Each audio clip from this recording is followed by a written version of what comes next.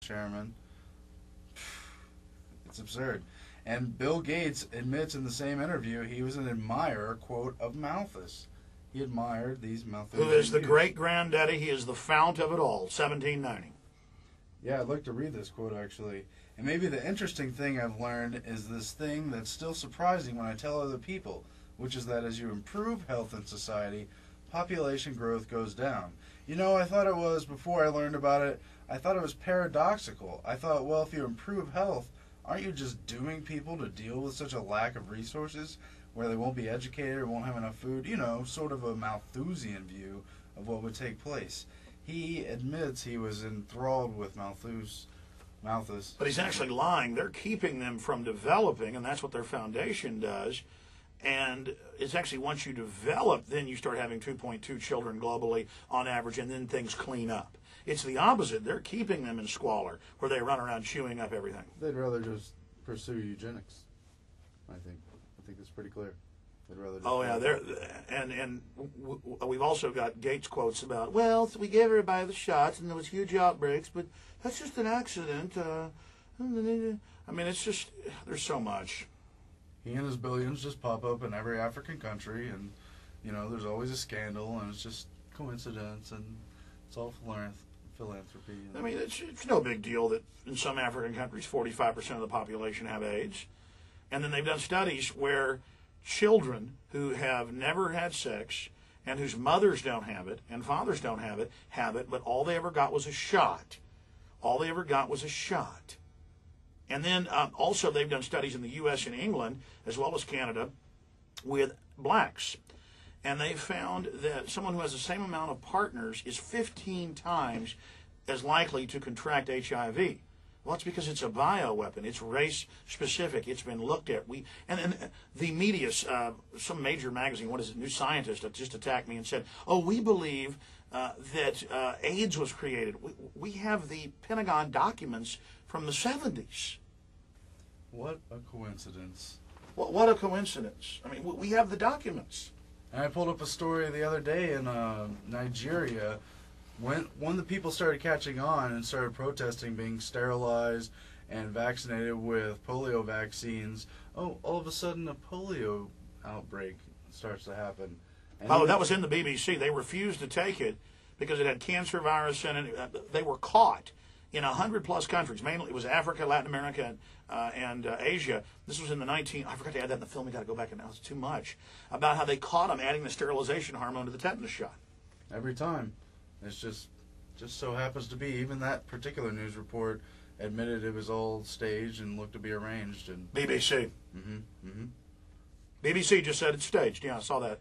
I mean, these people are cold-blooded, man. I mean, they need to be arrested right now. If you somehow don't care about the third world, maybe we want to talk about China, where Bill Gates donates other billions of billions into the United Nations Population Fund, which then goes on to fund IBM computer programs that control populations as they planned in IBM's behind the chips, they're behind the smart cards, they're behind the genome, and sure enough, they're behind eugenics operations in China donating the computers. Yep, just as the 1928 Jamaican race study plan that IBM funded and used their first early computers to process, just as IBM used their computers to process concentration camps, select out victims, see who would be healthy enough, see who needed to be exterminated right away. IBM also runs the population program that monitors China's plans to, enforce a one-child policy, and, well, you get the picture, I think. We're in a lot of trouble. We're in deep trouble. Folks, I'm more freaked out than I was even before, because they literally run the entire infrastructure. We randomly check high-level officials, and they always are eugenicists. I mean, it is, and you'll find their charitable giving. It could be a Secretary of State. It could be Hillary Clinton. It could be anybody. I'm talking 95% of the time. This is their religion. And it's their rationale to kill people. It's their rationale to do whatever evil they want. And they are just literally, IBM keeps showing up as the literal fulcrum. I mean, I've been saying this for 4 or 5 years, IBM, or longer. But now, I mean, it's just, in my hypothesis, Aaron, data doesn't disprove it. It just keeps adding to it, worse than I thought. And I mean, they're arrogant, folks. People say, well, why don't they kill you? Well, I mean, they might on this subject. We've actually been getting some threats, and a lot of stuff's been happening lately. They're really upset right now. And I'm not going to shut up, and I can't stop. And so that's just the end of it. And I noticed you got here bright and early this morning. I'm just guessing. I bet this has really energized you, Aaron. When you find out, man, hardcore killers are in control. And I mean, they're not playing games. Yeah, I just keep reading. In fact, I was reading a chapter from Bertrand Russell last night. Read it. Show people the book on TV. And this is the impact of science on society. If you heard the quote last week about how we're a bunch of sheep that can't resist. And as selective breeding goes on, it'll be impossible to revolt because we'll basically be sheep. And that comes from an entire lecture he gave on the scientific technique in an oligarchy. And I don't have time to read it. I wish I could read literally every sentence, but basically it's a continuation of what Huxley was talking about. We'll just show folks the chapter head. The chapter head says that. Just show it to them, because they'll say it doesn't exist and everything else. You understand, folks, this is all they do. Everything they're building is so they can do this to you. Okay, they want to kill us. By the way, folks, a lot of white people say, okay, well, let's kill the brown people. Folks, they want to kill you too. Or they want to keep a few of us around. And by the way, eugenics, they brag, is only on the front do they want to increase everybody. That's not true. They want to dumb everybody else down. They want to kill blacks, kill most of the Asians except for the Japanese. They're going to deal with them where they get to live. I mean, this is sick. The Japanese get to live, a few of them, because they say they're, smart enough to join. It's just totally sick. And they've got Israel's in on it. They love hearing about being the elite, too. If they buy into that whole idea, it's perfect with Zionism. You got Nazis, weirdo Japanese, and Zionists all working as a team.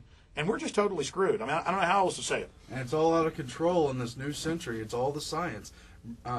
Bertrand Russell and Huxley all write about how now with the advances in science, scientific dictatorship is a reality, basically. It's inevitable. And now Dick Cheney says we need to legitimize the use of race-specific bioweapons as a politically useful tool. The systems of control are out of control. I mean, basically, folks, they're coming to kill us. And I'm talking, and listen, cops 15, 20 years from now, 5 years, whenever it's at, and you're dying in your apartment with your wife and kids, I wish to God you'd have listened to me. Because let me tell you, this stuff is real, man. This is it. Aaron, you want to talk to the people out there listening that don't believe us? Yeah, and by the way, everywhere where IBM is a nexus point, the Rockefeller family, also a nexus point. Not only are they for world government, and Rothschild, basically Rockefeller's the front for the Rothschild. Yeah. Rockefeller's behind world government, Rockefeller's behind the UN, Rockefeller's behind eugenics, and it looks like William Gates, the senior, was an admirer of Rockefeller and adopted his philanthropic impulse, his ideas on philanthropy and how to help the populations. And it's being implemented now. I don't know what else to say about it. It's and the average person, oh, Bill Gates, and I all these pictures with him with black leaders in Africa, and they're all always hugging on him and stuff. It's just sick, man. And these black leaders, they'll get $1 billion grant, and they'll keep most of it for themselves. They love it. A lot of them know full well, man, they're killing black people, they're killing Asians, they're killing Latin Americans. By the way, the same globalists want to overrun America with the illegal aliens from Mexico. The illegal aliens think they're winning. No, they're getting rid of you too. You notice that they're setting up all the Planned Parenthood in your country. They're killing your Raza. But you don't care. Just like the yuppies and the blacks and everybody else. As long as you can feel like you're on top of the game, that's all you care about. Stay there, Aaron. We're going to come back with you in a final segment here. God help us. It's just, they're so evil, ladies and gentlemen. But think it's the perfect ideology of killers, because they can kill whoever they want. Just go, oh, there's too many of us anyways. Life's cheap. See, to them, life isn't just cheap. Life is bad. Human life is bad. A cockroach has more value than we do, as Dr. Peter Singer said. I remember reading a Nazi account of Heinrich Himmler, the head of the Waffen-SS, head of the SS Total, finally went to a death camp in like 43, and they were shooting prisoners in the back of the head, and there were all these dead bodies, started vomiting, and told them to get him out of there. Bill Gates ought to go to Latin America and Africa where they've sterilized these women or where they've given kids shots that are dying. And that little piece of trash should have to bury every one of them. He should have to roll around with those dead bodies. I mean, you just watch him. He's all affected. He didn't build anything. He didn't do anything. He just had it all handed to him so he could be part of a larger front so it wouldn't be a monopoly with IBM. I'm telling you.